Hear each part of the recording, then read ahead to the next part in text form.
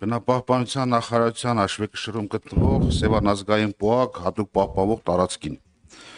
Տարածքում, եթե չեմ սխալում կամ թվեր են չեցրած, կարող է արժանավաճ լինենք ուզենամ, որ դուք ուղղեք, վերաբերում է մոտ 4883 ինքնակամ շենք շինությունների եւ նրանց նկատմամբ զբաղեցրած հողատարածքներին։ Դուք իբրև բնապահպանության նախարար ինչ գործուն միջոցներ եք ձեռնարկել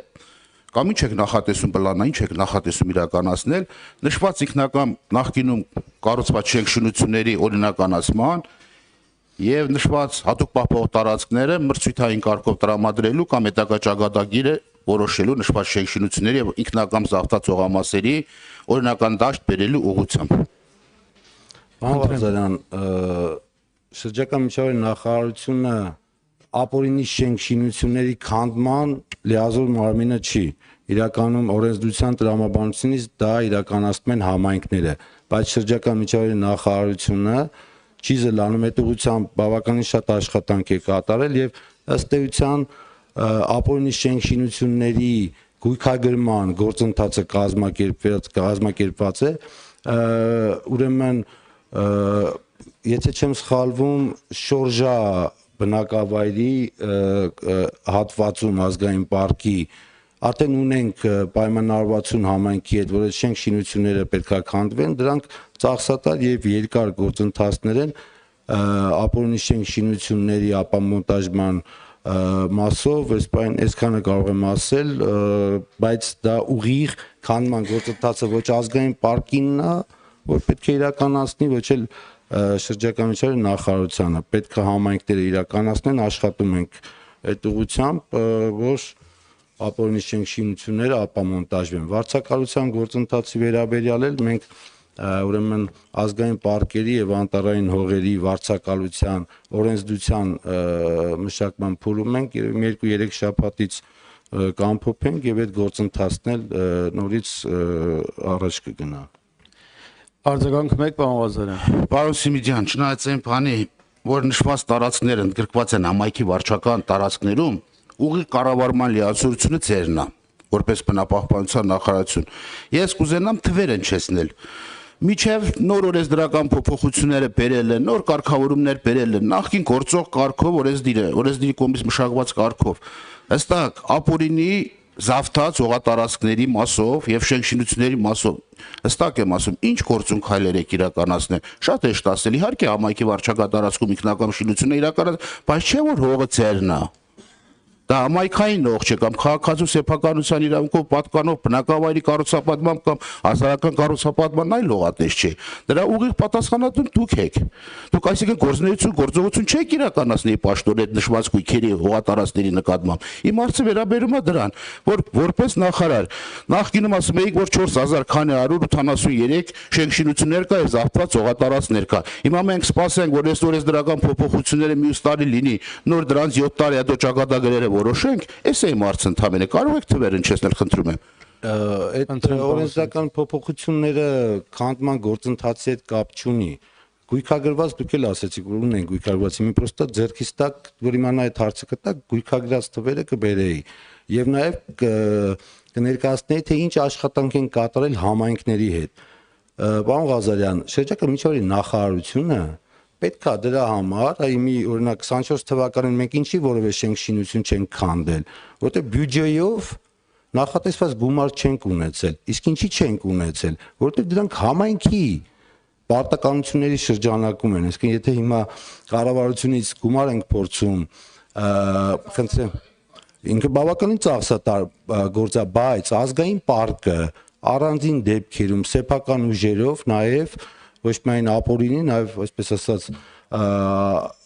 տեր չունեցող տարածքների ապամոնտաժման, այդ շենք շինությունների ապամոնտաժման աշխատանքներ իրականացնում է։ Ես ինքս կուզեի, որ դա շատ արագ լիներ, բայց ցավոք սրտի այսպես։ Շնորհակալություն։ Էլի հարցեր պարոն Սիմիդյանին, խնդրեմ պարոն Բագրատյան։ Պարոն Սիմիդյան, բազմաթիվ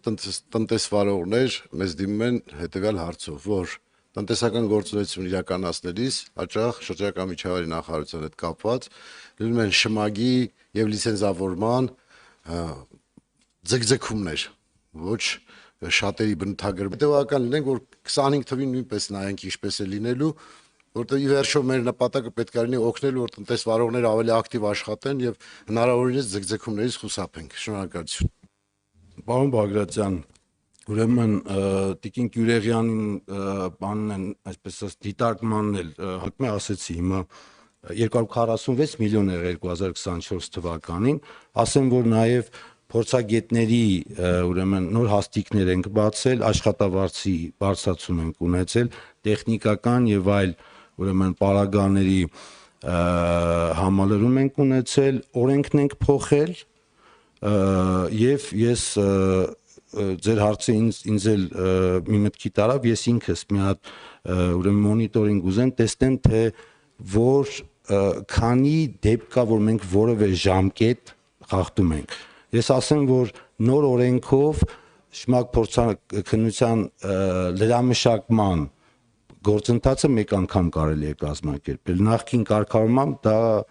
անսահման կարող է լինել, այսինքն մենք ինքներս հիմա օրենքով սահմանափակված ենք լրամշակում ուղարկել մեկ անգամից ավել։ Եվ ես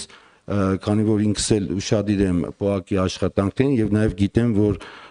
մեր ՊՕԱԿ-ը բիզնեսի հետ հարաբերություններում միշտ չի որ հաշտ է լինում, շատ ուշադիր եմ եւ չգիտեմ, եթե կոնկրետ դժգոհություններ կա, խնդրում եմ փոխանցեք, բայց գոնե իմ տպավորությամբ մենք համ ժամկետների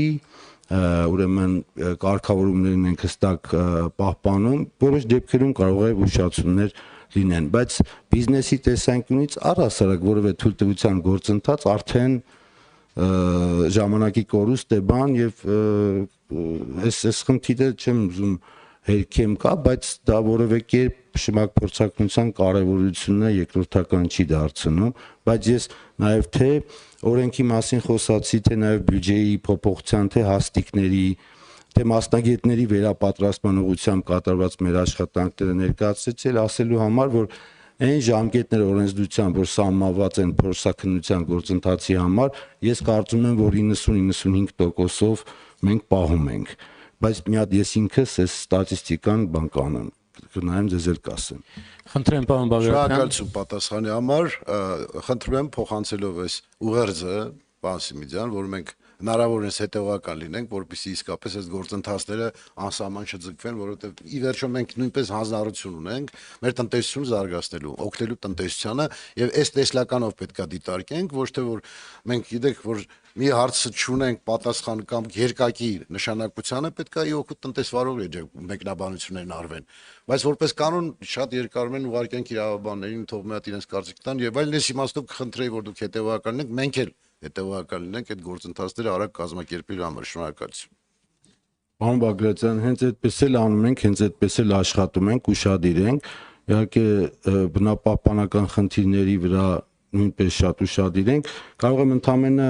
турքերի տվյալները փոխանցեմ ձեզ, դա էլ որովհետեւ ցուցիչի մի թվային թե քանի օրինակ այս տարի քանի շմակ փորձաքննություն ունենք, 22-ին 50 միլիոն է եղել, 23-ին 100 միլիոն, 24-ին 120 միլիոն, սա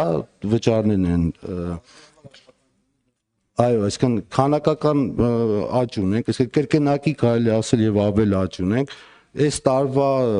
5 ամսվա դրությամբ արդեն շուրջ 48 միլիոն турք է վճարվել, այսինքն ծավալներն է տնտեսության արագությունն էլ է փոխվել, բայց ելի եմ ասում, մենք ամեն ինչ արել ենք, որ շմակ փորձաքննության ժամկետները չխախտվեն, օրենքով սահմանված ուրեմն շրջանակները չխախտվեն։ Շնորհակալություն, ելի հարցեր պարոն Սիմիդյանին։ Պարոն Սիմիդյան, շնորհակալություն, ձեզ ուղղված հարցերը վերջացան եւ մենք հաջորդիվ կլսենք